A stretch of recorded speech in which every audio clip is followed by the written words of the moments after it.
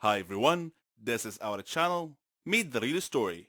Please like, share and subscribe. One of the best feelings in the world for any woman is being a mother. To have someone love you for who you are, for just being you, and expect nothing in return. You're the heroine of their story. You become everything they ever dreamed, and you'd give anything to see a smile on their face. I'm proud to say that I'm a mother to 50 kids. I know, that's a lot, but let me tell you the story. I'm Susan, 20 years old. I come from a very rich family. My dad's Stefan Heiss, a very famous businessman. Yes, the owner of Heiss Cars Industry. My mom's Elena. She comes from a very rich family in Sweden. She married my dad and they built their life from scratch. I loved kids, ever since I was a kid. Sometimes I feel like they're walking cotton candy. Their laughs, their mischief. All the kids in our family loved me, and I loved them. Even my aunt said that I'd make a great mother someday. So did Henry. Henry was my childhood friend. We grew up together. We had the same interests, same hobbies. We even thought alike.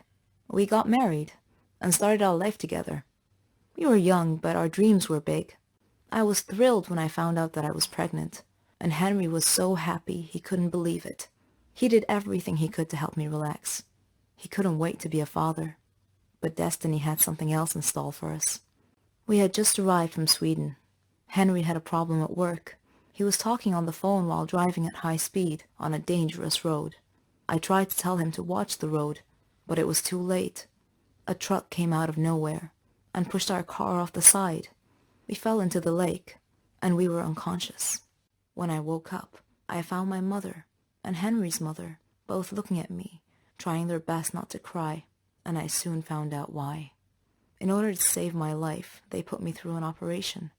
Not only have I lost my child, but I won't be able to have one ever again. Henry was also bruised, but my wounds ran way deeper. That was it, and I could never forgive him. If it weren't for him, none of this would have happened, I thought. None of it. I got a divorce later, after Henry tried over and over and over to fix the situation, to apologize, to ask for a second chance, but all I saw were empty words. There was no second chance. I tried to keep myself busy, find a way to invest my money and time, trying to get my mind off the accident. I decided to open up a toy store. I wanted to bring joy to all the children. One day, as I was standing in my store, I glimpsed a small boy standing out front, looking at a toy. The boy was alone, about 8 years old, but that wasn't all. His clothes were patched up and looked more like rags. His face and hands were dirty, and he just stood there, looking at the doll, daydreaming. I found myself walking out to him, but when he saw me coming, he ran away. A few days passed, and that boy's gaze was all I thought of. Then, one day, I found him outside the store again, looking at a different toy. I moved towards him slowly this time, till I was right beside him. Then I said, "Do you like it?" The boy freaked out and tried to run again, but I caught his arm this time and said, "Don't be afraid. I'm Susan." The boy looked at me, terrified, and I smiled. He started to relax. He told me his name was Billy, and that he was 7, and that he lives nearby. When I asked him about his parents, he said he never knew them, that he lived with Uncle Max. I asked him who Uncle Max was, but he cast his eyes down and was nervous all of a sudden. He looked a bit scared. I got curious, so I took him home with me, let him shower, and prepared a hot meal. I told him that I'd take him home after he'd eaten. I asked him about where he lived. He was quiet for a second. Then he said he had to go, that his brothers and sisters were waiting for him. I asked him how many he had. "Around 50, he said. I was shocked. He told me that they all lived in a big room with Uncle Max. But how is this Uncle Max able to look after you all? I asked curiously. But he got nervous again, and he insisted that he must leave, so I decided to take him there. Maybe it'll help clear some of the mystery, I thought. I drove, and Billy was guiding the way, until we got there. The place was a bit far from all the other houses. It looked more like a dump, with some sort of shack built on it. A man was standing in front of the door, holding a kid by the arm and beating him senseless. The boy was younger than Billy, and Billy was shaking next to me, mumbling to himself. "He's gonna hit me too. I'm so late." Then he turned to me and said, "Bye, Susan. You have to leave now, quickly." And then he ran towards the shack. I backed up the car and stood nearby to see what happens. The man hit him hard across the face, and I heard him say, "Where's the money you stole today, boy?" Billy turned out his empty pockets, and the man dragged him inside by the collar. I wanted to help, so I decided to call Henry, who was more than happy to answer my call. I told him what had happened, and he came to me. We approached the shack together slowly and looked through the window.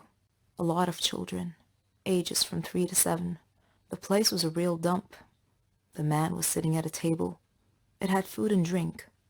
Billy was dragging a heavy sack on the floor, and another kid was carrying a cup to bring to the man, who snatched it out of the boy's hand. Then he got up and started waking the rest of the kids, telling them to get out there and bring him money, that they would face a real nightmare if they didn't. I wanted to barge in, but Henry stopped me. He called the police instead. The police came quickly, and they caught the man. Apparently, he kidnapped these children from parks and surrounding areas, so they could steal for him, and he would starve them and beat them. The police didn't know what to do with all the children, and I felt like this was my second chance. I told the police that I would build a home big enough, and I would take them all in, to give them the care and love that they deserve. And that is how I became a mother to 50 kids. In legends and horror stories, ghosts are typically spirits of the dead, those who suffered greatly in their lives, that when their time comes, they choose to linger in this world, to sow hatred and chaos among the living. Do you believe this, that there are vengeful spirits living among us, right here, right now? I do, and my story will tell you why. I'm Martha. I'm 19 years old, and I have a twin sister, Caroline. She wasn't just my sister, but we were best friends and subsequent partners in crime. We suffered a miserable life because we lived in poverty. Our parents were very poor, despite belonging to a rich family. Grandpa, on my dad's side of the family, worked in the petroleum industry, where he made lots of investments and projects. And fortunately, he had a lot of enemies too, many of whom were from Mom's side of the family. Dad was the middle son, but he assumed responsibility for Grandpa's work because he was very competent and capable. Similarly, Mom became responsible for her father's work. She did her best to avoid conflict between her side of the family and Dad's side, so that they could work together peacefully. It was at this point, I believe, that vengeful spirits must have come into play. My parents had loved each other since their childhood, but they didn't tell their families about it. In the past, both my grandpas were once friends and partners.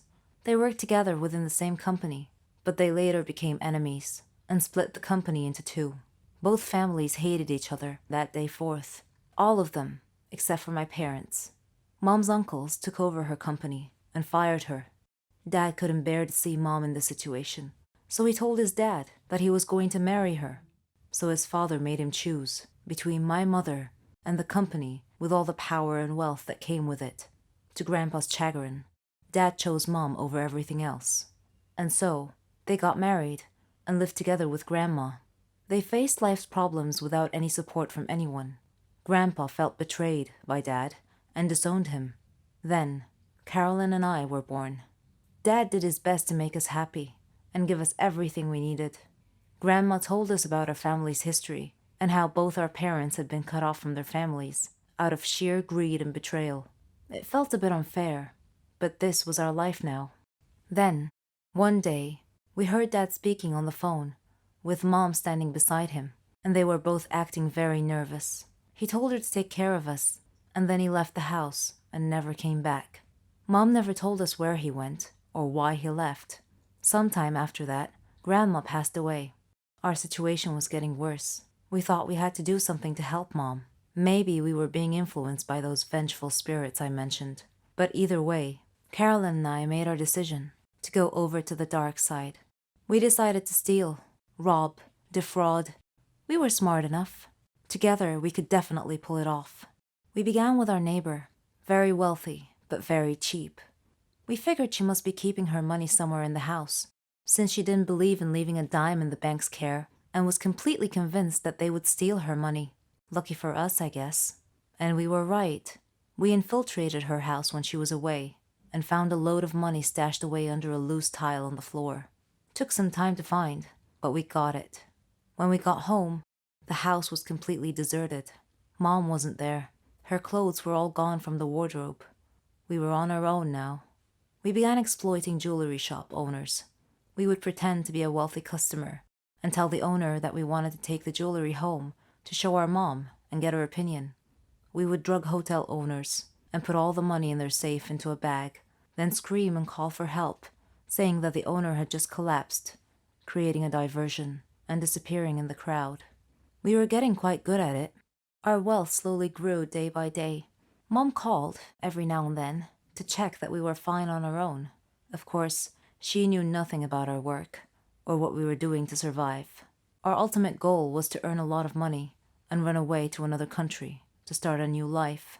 One evening, I was with my friends, and I met a guy named Craig. He was rich, but somehow seemed different than all the people we robbed. Later I found out, to my surprise, that he was our cousin, the grandson of the man that had taken everything away from my mother and fired her. Unsure of what to do, I told Carolyn what I knew. She went ecstatic. She told me that this was our chance to take back everything, the company, the money that belonged to us. But for the first time, we didn't quite agree. Craig was nothing like his father. He wasn't greedy. He was kind and gentle. He often told me that money was a curse if it meant living alone away from people that we care about and cherish.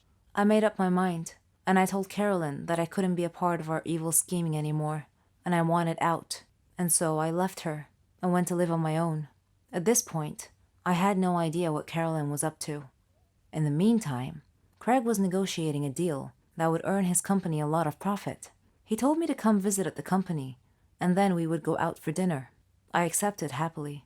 When I arrived at his company, I sensed someone behind me. Then, suddenly a hand pressed a handkerchief over my mouth, and I passed out. When I woke up, I found Craig unconscious beside me. To the side, I could see his safe was wide open. Papers were scattered everywhere, and in my hand was the key to the safe. Then the police arrived, found the safe key in my hand, and accused me of being a thief. I told them that I had been drugged unconscious, just like Craig. The police officer looked inside my bag and found a bottle of chloroform. I was shocked, to say the least. I couldn't understand what had happened. They took me downstairs and tried to wake up Craig. At about that time, a woman in a black wig came over to me and said, "Martha, you betrayed me." It was Carolyn. I couldn't believe that she framed me. Then she left. Her betrayal hurt me deeply. A part of my brain told me that I had betrayed her first, but that doesn't matter now. When I get out of prison, someday, I resolved to get my revenge on her. We were no longer sisters. Just as we had been betrayed by our families before us, we were now locked into yet another circle of family betrayal. Only it was more personal and closer to home this time. Were they truly vengeful spirits influencing us? I think so. What about you?